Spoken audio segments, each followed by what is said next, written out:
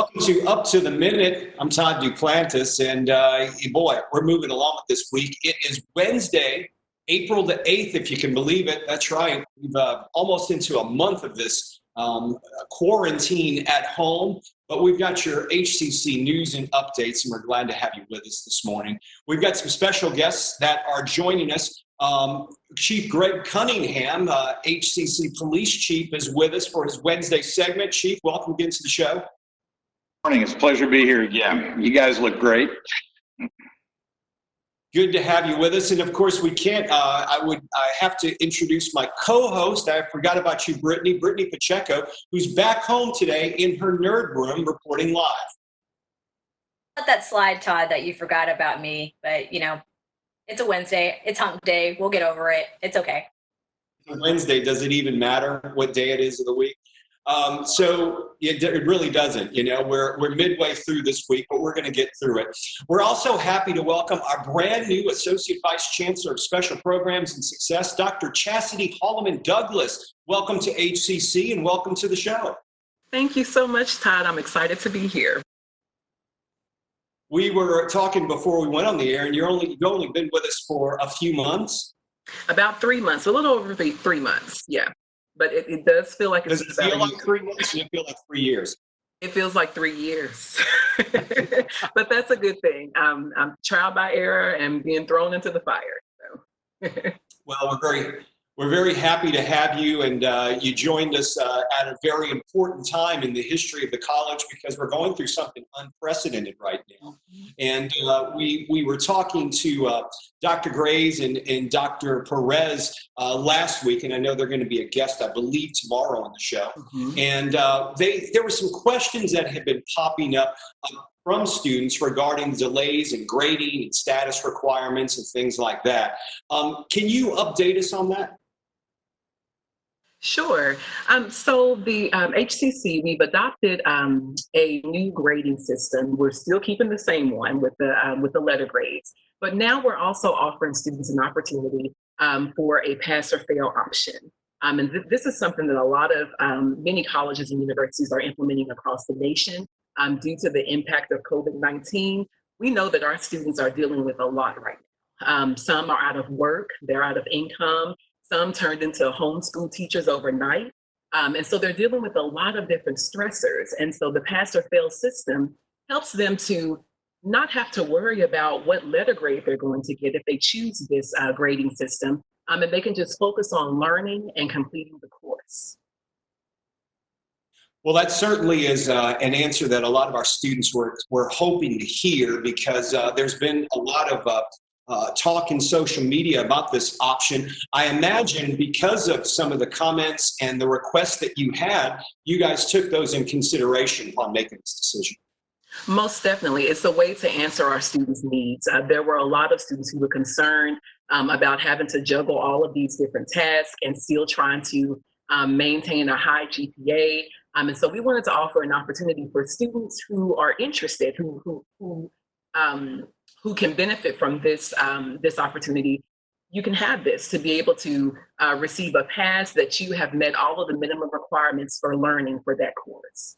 Now, we do want students to be aware that they need to be very mindful of what the impact could be, depending on what their goals are. So if you're a student who is in a special program like a health science program, a program or any type of program that requires a certain letter grade to progress successfully through the program, then this may not be an option that would benefit because the pass or fail grade is not factored into your GPA. If you pass, you get the credit, but it's not factored into the GPA. So students need to be really mindful if they choose this option, because it could impact them in a negative way, I guess, if they're looking long-term for overall GPA average. That's very true. And students who are interested in trying to boost their GPA, let's say they're on academic probation or maybe headed that way, this may not be the option for them because they need to be able to get a letter grade that would help to boost their GPA. And so we're just asking that our students really work with their advisors and faculty to understand what the impact might be before they make that decision, because once the decision is made to choose the pass or fail, they won't be able to change their mind. You know, I know Brittany monitors a lot of these questions for us. And Brittany, I know we've gotten questions from international students and veterans. Do you have some questions you'd like to throw out there? I mean, really, Todd, it really doesn't matter the classification of these students. They obviously want an answer as to how their grades are going to be impacted this semester with the sudden change from face-to-face classes to now online. And a lot of students have concerns about how they're going to learn because obviously they signed up for the class method that suits them the best. Right. Mm-hmm. And obviously grades are going to be concerned. Some students have suggested, oh, let's just pass everybody because of the situation that we're in. And unfortunately, that probably will never be the case. But this is really good to know that students who have suggested about pass or fail options, it is available to them, and it is up to them whether or not that is the route they wish to take or continue with the same grading policy that has been in place prior to us going into shelter. Right. And Brittany, it's wonderful because students have all the way up until the end of the semester to make their decision. So after they see their letter grade, they can still make that decision to go pass or fail. And you mentioned veterans and international students. So our teams, our veteran and military affiliated services, student services office, and our international services and programs office, they've been very great about looking at research to find out what our federal agencies are saying about the guidance for our students to know what impact pass or fail will have for their benefits and their F1 status. And we were really happy to find out that students would not be adversely impacted by choosing this option. But there is a caveat for international students. If they do choose the pass or fail option, and let's say that they don't finish the class successfully and they receive a fail, then this would not count for course credit. And so therefore it could impact their F1 status. So once again, it all goes back to before you make a decision, please, we urge you to reach out to your international advisors or your veteran advisors just to find out what the impact could be. You bring up a very good point because it seemed like a simple decision and students were saying, why can't you guys make this decision? But from what you're telling us, it'll impact students. Sometimes it's a double-edged sword, unfortunately to say, that you have to choose one route or the other, and it could affect you in the long run if you choose this route. Yes, that's very true. And it's a great opportunity, a choice for some students, but it's just to be mindful about, what type of program are you in? Are you getting any special benefits? And if so, then it may not be the best route for you, and maybe the letter grade is best. And you particularly mentioned international students, and it could affect them. So they need to, once again, they need to check with what sources before they decide on this option? Yeah, so we have an international student services office on campus. And so we encourage students to reach out to their international advisors, and they can help to give them the best advice that we have based on our information from the Student Exchange and Visitors Program.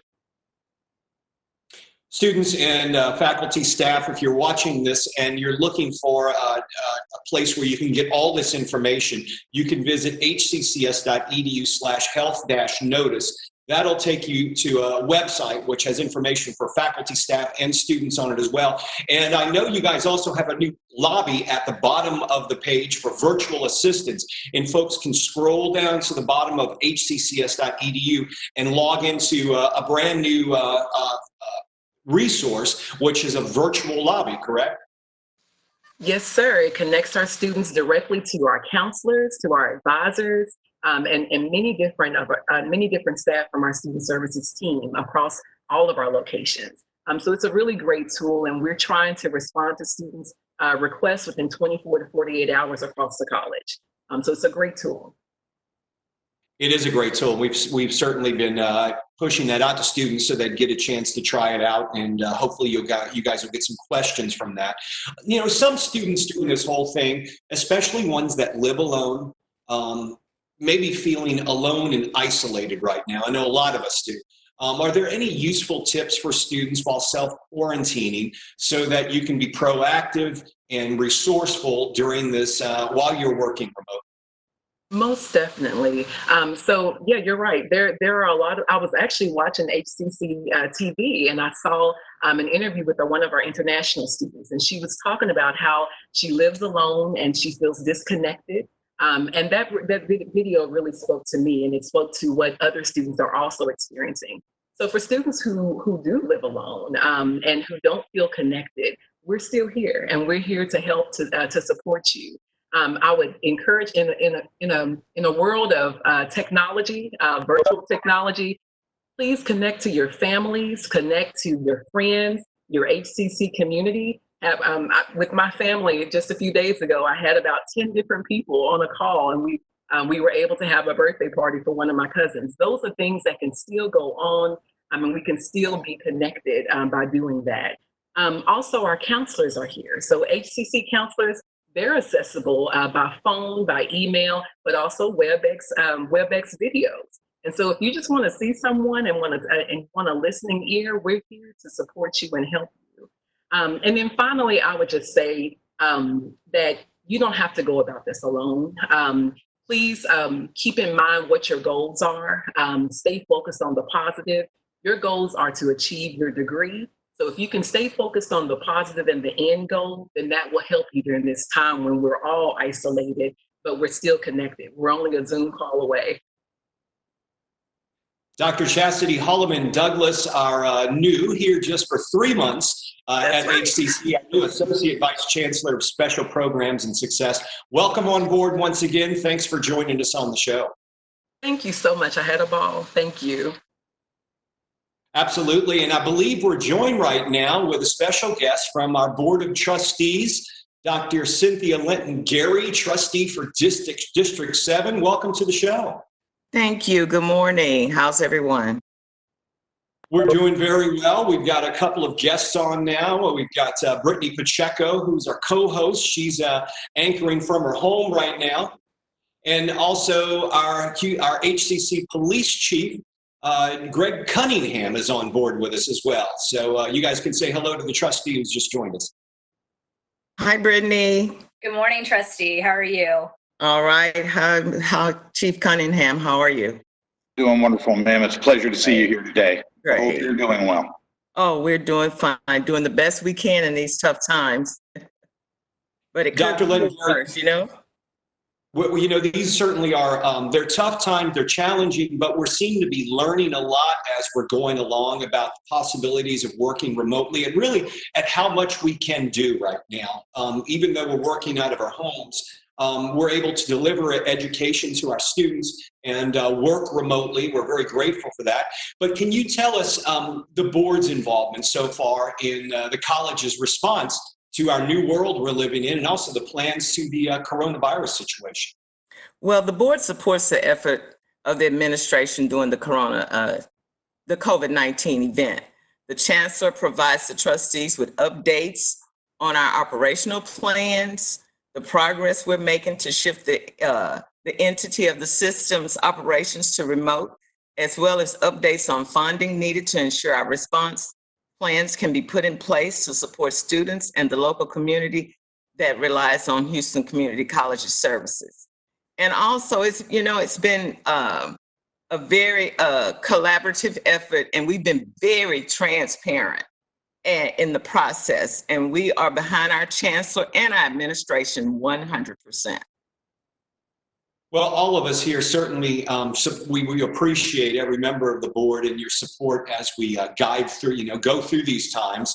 What have you, though, been hearing from the community, or what message would you like to share with them based on this situation is changing on a daily basis? Do you have a message for them? Yes, I do. First and foremost, I want to ensure the community of District 7, as well as all of Houston area community, that HCC is dedicated to doing everything we can to protect and support our students, faculty, staff, and citizens at large. So many business families and individuals rely on the support and services provided by HCC and we want to maintain these services in order to change the environment. This is, of course, an unprecedented challenge we are faced with, and not just in the Houston area, but across the globe. However, I feel confident that the entire team, from the trustees to the administration and our individual faculty and staff members, are all committed to responding in a manner that makes our community proud and enables us to continue to provide the life-changing education that our students, both current and future, rely on. You know, each district is unique, and yours is unique as well. Can you tell us some of the feedback that is unique to your district that you've heard from your constituents so far? Well, you know, administration is working to ensure that the roles and responsibilities assigned to us as elected officials remain continuous and uninterrupted, while also remaining compliant with the guidelines and requirements put in place by the governor, the mayor, the county judge, and other local authorities. Like our students, faculty, and staff, the HCC Board Meetings have been moved fully online and can be viewed by the public. We will remain consistent with the protocols and regulations that govern them. And we will also remain open to the public and remain beneficial to ensure the college's mission continues. And according to the mandates on the federal and state and local levels, we will be conducting the meetings remotely. However, as mentioned, it will be held in accordance to the open meetings requirements. And anytime we can be reviewed online. Right. And I know you guys held your first online meeting last week online, and I guess we're going to be doing that for the time being until things go back to normal. You've been on the board now for about 6 months now, a little less than 6 months? Sworn in January. In January. Yes. This is unprecedented. What's it like to be a new member on the board? And you guys are facing so many challenges right now. Exactly, we are. And you know, one thing I can say, in spite of the challenges, it has really been, I think, a great learning experience, because it is helping us to come up, to be more creative in serving our students, our administration, our faculty, our community. And I think it's really a good learning experience, because even though we've never experienced a pandemic of this magnitude, you know, especially in our lifetimes, it has taught us so much. We've learned so much. And in essence, I really think, even though we're practicing social distance, I really think it's bringing the community together as a whole. And it's making us more accessible to our students, even though it's not face-to-face. You know, I'm glad you brought that up, because one thing I have noticed, at least going through this, is it seemed before this pandemic, as a nation in our community, there were times we were splintering apart because of opposing opinions and political views. But it seems like this has all brought us, this is like a 9/11 moment where we're forced to reflect on ourselves and our country and our community and where we're going. And we're seeing a lot more people trying to help others. Do you see that as well? I do. I really do. And that was a segment on Channel 13 a couple of nights ago. A gentleman was in the store, and he was just sorting out people paying for their groceries. And, you know, it touched my heart, because in times such as these, where so many people are unemployed now and unable to provide for their families, he went outside his home to create a gesture of such magnitude, you know, not knowing, you know, the impact it really had on people. I mean, one lady, she just cried. She said, I just can't believe it. In a time like this, he could be at home making sure he's protected, but he's out trying to help others, you know. And not only is it bringing us together nationally, but globally. And that's something we truly need in this world, to become together as a global unit.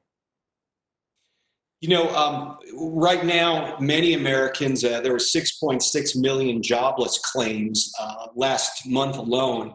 And many Americans are facing the fact that they're unemployed, maybe temporarily. Do you have a message to folks in your community and also the community in large that, you know, we're here as HCC, but we can also help retrain people if you're looking to change a profession or maybe looking to increase your education or get a certification to make more money, that we're here for? I do have a message because this pandemic have given us the opportunity to sit down and rethink some things, rethink our present as well as our future. And HCC has so many programs to help you prepare for a better future. And I think now is the time for members of my community, if you are unemployed now is the time to take a look at HCC and see what programs we could provide to you to help create a better future for you once this pandemic is over. Dr. Cynthia Lenton-Gary, trustee for District 7, thank you for being here with us on the show and spreading a positive message as we wade through these troubling, but I think times that are going to change us all for the better. I think so too, and thank you so much for having me. We appreciate you being here. We look forward to having you on again. You're welcome here anytime. Oh, anytime. Thank you. Bye-bye. Thank you. Absolutely. We're going to be joined now by Chief Greg Cunningham, our HCC Police Chief Officer. Thanks for joining us on the show, Chief. How are you doing this Wednesday? Well, I'm doing great, and everybody sounds like they're in great spirits and doing well. I'm really glad to see you guys. You know, a lot of things have once again changed as we are moving through things now. We're all getting adjusted to working in this new environment. But we talked to you last week about a few things, and I wanted to touch up on where we are right now. I know that the Chief of Police for Houston has talked about some crime statistics going up across the city. Could you talk about that, and has that reflected on our campuses? I know we're shut down, but have you seen an increase in burglaries or car burglaries or things like that? Well, because our campuses are closed, obviously there's limited people in the area. I will warn you that what Chief Acevedo had said was spot on. We're seeing burglaries of businesses across the city because those businesses are now closed. And we're seeing people that are taking advantage of what you may have left in your car. You know, we talked about this a couple of weeks ago, but it really is important. You know, the more and more this thing stretches on, you would be amazed at what you leave laying on the console in your car that suddenly starts to have value to folks out there. I really encourage you to pay attention to that. Watch where you park your car. Obviously, if you can garage it, that'd be best. But if not that, at least make sure that interior doesn't have anything that would be inviting to anyone. As far as on the campuses go, Todd, we've been okay. We now have some people coming. You know that we're doing the manufacturing thing for the PPE, and we're also working with HEB, who is hiring a ton of people to try to support their food operations. So we've got a little bit of traffic around a few of our campuses now. Needless to say, we're focusing in those areas as well, just providing protection to make sure their cars are safe. Chief, how are your officers and your staff holding up through this? I imagine I know a lot of us are working remotely, but they have to be the boots on the ground, first responders. How are they managing this? Well, I have to be honest with you. The beauty of my life is that I get to have very major, intense meeting days where I work from home. But I get to go out and I get to visit with my folks from time to time. Yesterday was one of those days. And I am so proud of the men and women that are working for our organization. They are showing up for work. They have a positive attitude. They're really doing the best they can to get in there every day, make sure that they stay healthy and our community stays healthy. And they've got a good sense of humor about the whole thing. I really couldn't be more proud of what's going on with it. Now, you do know that we have a few folks that are on we're kind of watching, right? Weren't feeling well or had symptoms. So we're being very, very cautious about that. And with a lot of the liberal leave policies, well, they're essential staff and need to come to work. The administration and the board have done some really good things about, hey, if you don't feel right today, don't come to work, right? Our leave policies will allow that to happen without punishing you or you losing a paycheck. So our folks are taking that real serious. And if they're a little under the weather, you know what? They're playing the cautious game. And if it turns out they were just tired or fatigued or dehydrated now that the heat's going up, and they're feeling better in a day or so, they're coming back to work again and doing everything they can to help service the folks around the district. Chief, there was a press conference, and I want to get your thoughts on this, a little non-HCC related, but police community related. There was a press conference yesterday about low bonds that are being set for people who are being accused of some serious crimes. What was that press conference about? And could you kind of give us a glimpse to some insight into that? Yeah, so the local police organizations have had this problem long before the COVID event. So understand these have been ongoing discussions for months now. And what the police position on this thing is that we have fairly serious criminals. And again, if you watch that news conference, there were several police chiefs and constables that talked about specific cases that they were concerned about. So if you go back and listen to that, you'll see what at least the police are considering serious issues.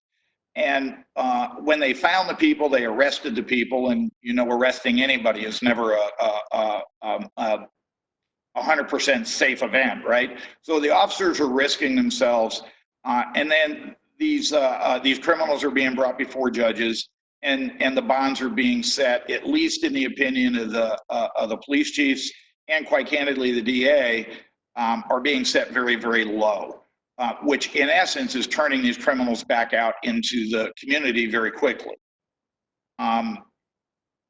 In all candor, I haven't had an opportunity to visit one-on-one with the judges, and I don't understand their position, so I can't speak to that very well. But that news conference yesterday was really trying to bubble this thing up so that those kind of conversations between police, the DA, and these judges can start to happen, so that maybe we can find some middle ground that everybody is a little bit more agreeable. Chief, you made a good point last week when we talked about the prisoner release, which isn't happening right now.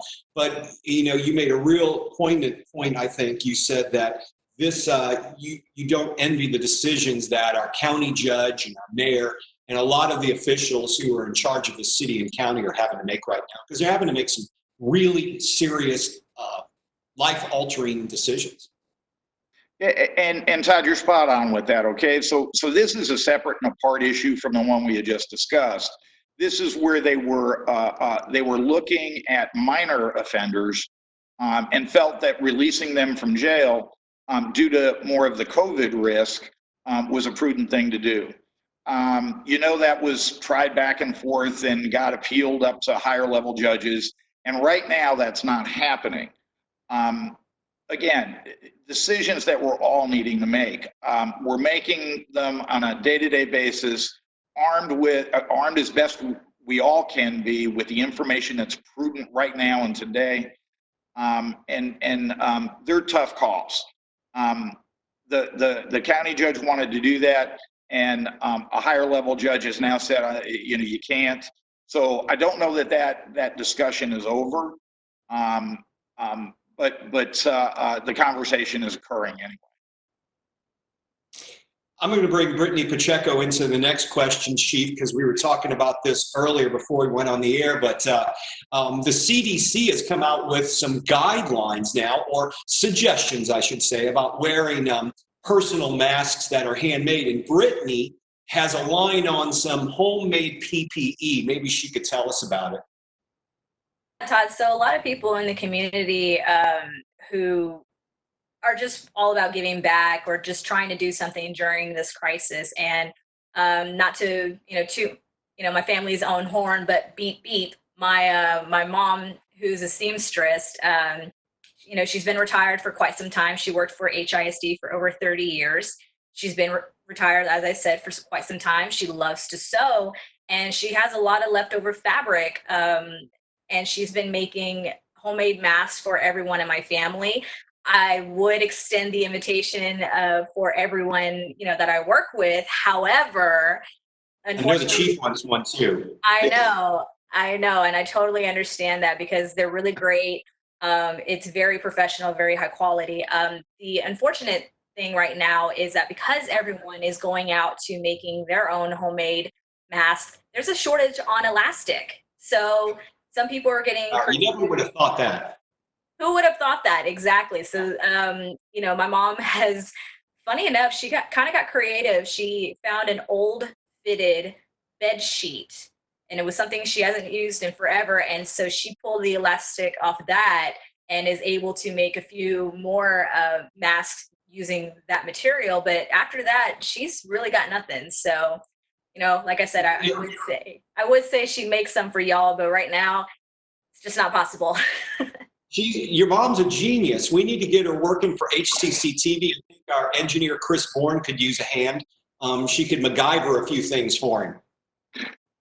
I'll give it to her. She's pretty crafty. She thinks outside of the box a lot. And she's a great person to have around in a jam. And, I'm very fortunate that, she's gone out of her way to make one for all of us in the family. If she's able to get a hold of some material, hopefully she'll be able to extend the invitation to others. But yeah, for right now, family first. Absolutely. And she's doing a great job. I saw it. You don't have it with you, do you? It's in the other room right now, so I don't have it on me. Can you holler out and get your dog to bring it in for you? Yeah. You ever taught Luna how to do She's not that trained right now, so. Come on, Brittany. I know. Hey, okay. Listen, she had 2 teeth extracted yesterday. She's allowed to not listen. So poor little thing. Yeah, that happened to one of our dogs, and he checked out for a couple of days. He was not himself. Didn't want anything to do with anybody.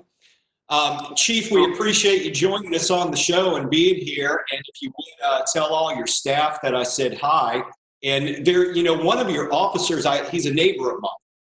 And I'll tell you who later on, but he's a neighbor of mine here. So I see him at least a couple times a week, and we exchange hellos in the parking lot. So tell all your officers we're proud of what they're doing, and we appreciate them.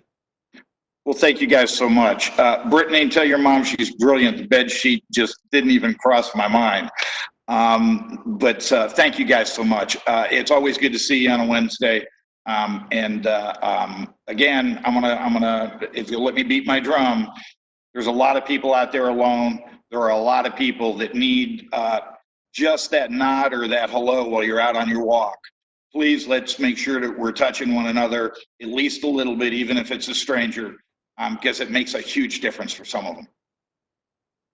You bring up a great point, Chief, and that's a wonderful thing to say. And we also want to remind our students, if you do need some assistance and you need to talk to someone, our counseling services are open right now. We're still working, and the counselors are on duty, and you can simply reach out through our website, or go to the virtual lobby at the bottom of our website through virtual assistance, and you can reach out and get some assistance there. But like the Chief said, take some time to make a pleasantry to somebody else, and if you are feeling alone, reach out for some help from us. Brittany, Chief Cunningham, thanks for being here on the show with us.